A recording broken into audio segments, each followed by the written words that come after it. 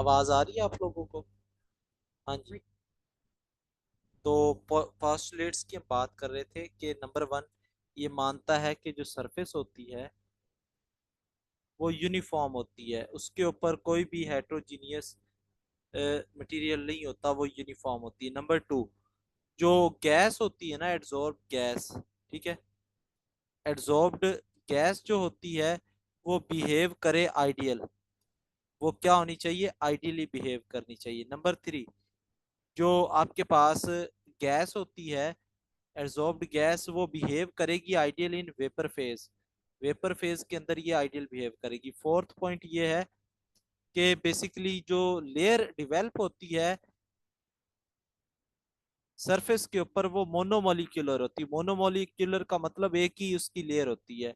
तो आपको पता होना चाहिए, मोनोमोलिक्यूलर लेयर हमने पढ़ा था केमिकल एड्सॉर्प्शन को एक्सप्लेन करती है। तो इट मींस जो लैंगमियर का एड्सॉर्प्शन आइसोथर्म है ये एक्सप्लेन करता है केमिकल एड्सॉर्प्शन को, ठीक है। और इसी के अंदर अगर हम बात करें तो यहाँ पर आपके पास ये सरफेस है, मान लें इसके ऊपर एक्टिव साइट्स हैं, ये इसके ऊपर जाकर मॉलिक्यूल्स ने अटैच होना है, याद रखो बेटा। यहाँ पर अब यहाँ पे एक और चीज नोट करें तो यहाँ पे जो एड्सोर्बेट होगा, एड्सोर्बेट वो मॉलिक्यूल होगा और दूसरे एड्सोर्बेट की आपस में कोई इंटरेक्शन नहीं होगी, यानी गैस के मॉलिक्यूल्स की आपस में कोई इंटरेक्शन नहीं है, लेकिन एड्सोर्बेट की एड्सोर्बेट की इंटरेक्शन होगी एड्सोर्बेंट के साथ, यानी सरफेस के साथ उसकी इंटरेक्शन होगी, ये याद रखना है आपने, ठीक है। ये फोर्थ पॉइंट हो गया। इसके बाद बेटा फिफ्थ पॉइंट ये है कि एड्सॉर्प्शन जो होती है ये एक इक्विलिब्रियम प्रोसेस होता है। इक्विलिब्रियम प्रोसेस क्या है, इसको मैं एक्सप्लेन करता हूँ। देखे, शुरू शुरू में ये सरफेस है, मॉलिक्यूल्स आ रहे हैं इसकी साइड्स के ऊपर आकर एड्सॉर्ब हो रहे हैं, एड्सॉर्ब हो रहे हैं मॉलिक्यूल्स, ठीक है। और इसको हम कहते होते कंडेंसेशन भी कह देते हैं, गैस के मॉलिक्यूल आकर कंडेंस हो जाते हैं ना, तो कंडेंसेशन भी बोल देते हैं, वो लिक्विड में कन्वर्ट हो जाते हैं कंडेंस होकर, ठीक है। तो इसे कंडेंसेशन भी हम कह देते हैं, गैस के मॉलिक्यूल आकर इसके ऊपर एड्सॉर्ब हो रहे हैं। और क्या होगा, शुरू शुरू में एड्सॉर्प्शन ज्यादा होगी क्योंकि सरफेस अभी वैकेंट है। एक वक्त आएगा कि सरफेस जो होगी वो सेचुरेट हो जाएगी, यानी उसके ऊपर मजीद जो है मॉलिक्यूल आकर अटैच नहीं होना चाहेंगे। फिर क्या होगा कि जितने मॉलिक्यूल इसके ऊपर अटैच हो रहे थे उतने ही वापस जाएंगे वेपर की फॉर्म में। तो आप कह सकते हो कि रेट ऑफ एड्सॉर्प्शन जो होगा, रेट ऑफ एड्सॉर्प्शन होगा वो इक्वल हो जाएगा रेट ऑफ डिसॉर्प्शन के। डिसॉर्प्शन का मतलब हमने लास्ट टाइम पढ़ा था, रिमूवल होता है एड्सॉर्बेट का। तो इसलिए ये इक्विलिब्रियम प्रोसेस होता है कि जिसमें रेट ऑफ एड्सॉर्प्शन और रेट ऑफ डिसॉर्प्शन बराबर हो जाते हैं, ठीक है। इसके बाद इसका पॉइंट आ जाता है नेक्स्ट, वो है कि याद रखो कि एड्सॉर्प्शन हमने पढ़ लिया ना कि जो सरफेस है वो यूनिफॉर्म है, यानी यहां पर अगर एड्सॉर्प्शन हो इस जगह पर, इसमें जो हीट रिलीज होगी, मान ले ये -20 हो रही है, यहाँ पर भी कितनी होनी चाहिए फिर, -20 ही। क्यों? क्योंकि सरफेस सेम है, तो एड्सॉर्प्शन के हीट पे भी कोई फर्क नहीं पड़ना चाहिए। जितनी एक जगह से निकल रही है हीट उतनी ही दूसरी जगह से निकलनी चाहिए। तो हीट ऑफ एड्सॉर्प्शन सेम होनी चाहिए, ये डिपेंड नहीं करता कि किस पार्ट पर एड्सॉर्प्शन हो रही है। इसके बाद लास्ट पॉइंट ये होता है कि जो लैंगमियर ने ये बात की है कि एड्सॉर्प्शन जो होती है वो लोकलाइज्ड होती है, लोकलाइज्ड। लोकलाइज्ड का मतलब होता है कि गैस के मॉलिक्यूल फिक्स हो जाते हैं, मूव नहीं करते वो, ठीक है। कि गैस के जो मॉलिक्यूल होते हैं डू नॉट मूव,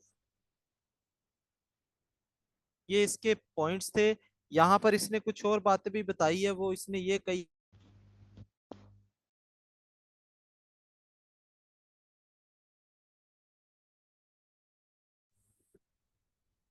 जी, तो बेटा हम बात कर रहे थे कि बेसिकली एड्सॉर्प्शन जो होगी रेट ऑफ एड्सॉर्प्शन, इसने ये बात की है, रेट ऑफ एड्सॉर्प्शन जो है वो डायरेक्टली प्रोपोर्शनल होगी अनकवर्ड सरफेस के। अनकवर्ड सरफेस यानी साफ सी बात है, कॉमन सेंस है कि जितनी सरफेस खाली होगी उतने ही मॉलिक्यूल उसके ऊपर जाकर ज्यादा एड्सॉर्ब होंगे। तो रेट ऑफ एड्सॉर्प्शन जो होती है वो डायरेक्टली प्रोपोर्शनल होती है एक तो अनकवर्ड सरफेस के, और दूसरा प्रेशर के। जितना ज्यादा आप प्रेशर लगाओगे गैस की कंसंट्रेशन उतनी ही ज्यादा बढ़ती जाएगी।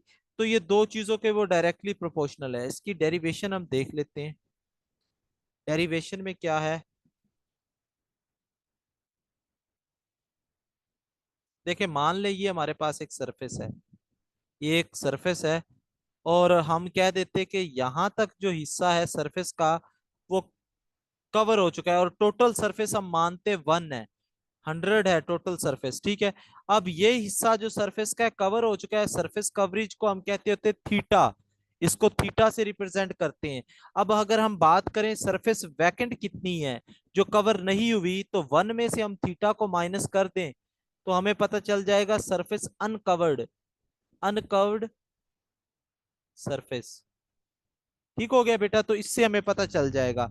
अब यहाँ पे चूंकि कर्व हमने ड्रॉ करना है, डेरिवेशन ड्रॉ करनी है कांस्टेंट टेम्परेचर के ऊपर, तो यहाँ पे याद रखो जो रेट होगा एड्सॉर्प्शन का वो डिपेंड करेगा नंबर 1 प्रेशर या कंसंट्रेशन ऑफ गैस के, नंबर 2 वो डिपेंड करेगा नंबर ऑफ साइट्स के, एक्टिव साइट्स कितनी अवेलेबल है, नंबर 2 एक्टिव साइट्स के।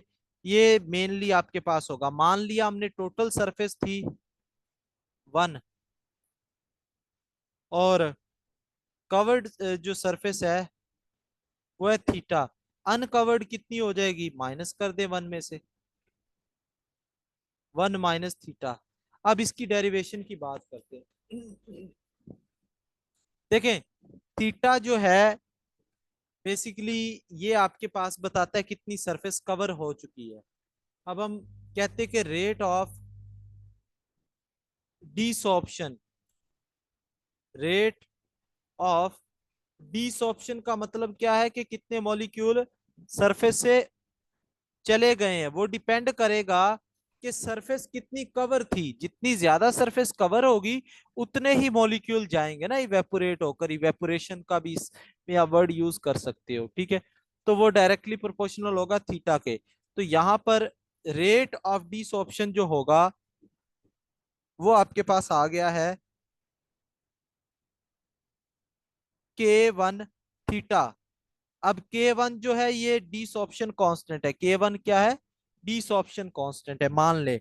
इसी तरह रेट ऑफ एड्सॉर्प्शन भी तो होगा हमारे पास, रेट ऑफ एड्सॉर्प्शन ये डायरेक्टली प्रोपोर्शनल होगा आपके 1 माइनस थीटा के इंटू पी। तो ये बेटा हमारे पास इसके डायरेक्टली प्रोपोर्शनल है, ये सरफेस अनकवर्ड है। अब देखो रेट एड्सॉर्प्शन तो उतनी ज्यादा होगी ना जितनी सरफेस अनकवर होगी, अनकवर सरफेस में उतने ज्यादा मॉलिक्यूल अटैच होंगे, या जितना ज्यादा प्रेशर, तो दोनों के डायरेक्टली प्रोपोर्शनल है।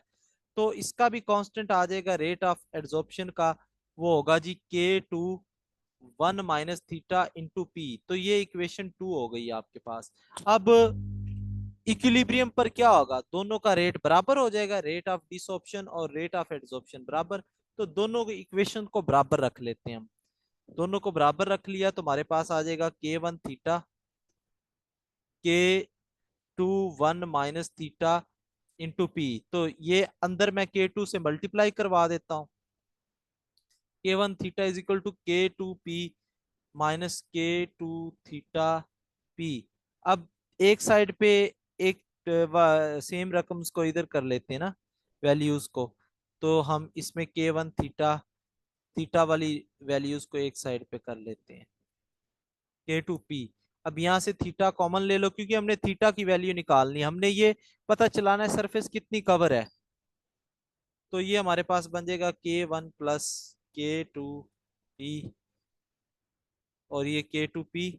अब इसको डिवाइड कर देते हैं इधर, K2 P over K1 plus K2 P. ठीक है, तो यहां से थीटा आपके पास होगा।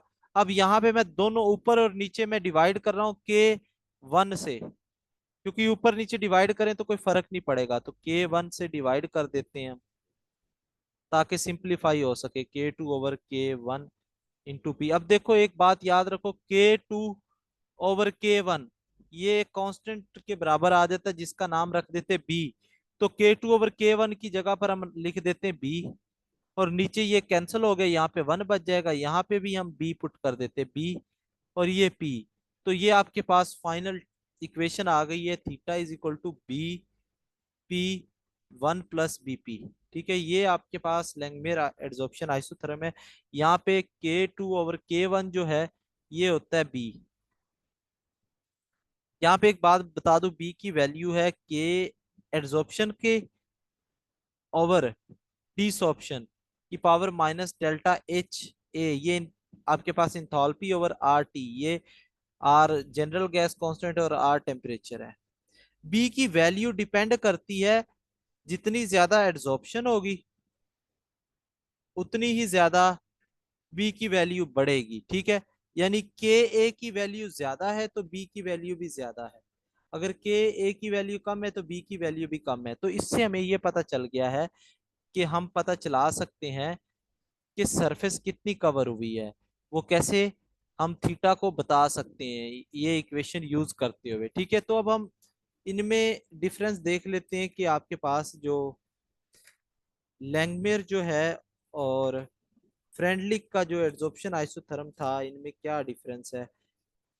इसको भी हम, इसकी पहले लिमिटेशन की बात करें तो ये जो आपको बता दो बेटा, ये सिर्फ और सिर्फ इस रीजन को एक्सप्लेन करता है। ये जो कर्व था ना, हमने कर्व ऐसे पढ़ा था ना, ऐसे ऐसे। तो जो लैंगमियर का एड्सॉर्प्शन आइसोथर्म वो लीनियर रीजन को, R1 को एक्सप्लेन करता है सिर्फ और सिर्फ। और ये भी, ये रफनेस ऑफ सरफेस को एक्सप्लेन नहीं करता, second limitation, roughness of surface.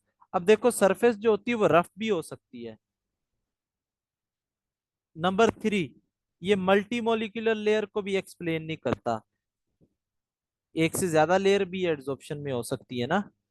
और ये इग्नोर करता है एड्सोर्बेट एड्सोर्बेट की इंटरेक्शन को, हालांकि गैस के मॉलिक्यूल के दरमियान इंटरेक्शन तो होती है, इसको भी ये इग्नोर करता है।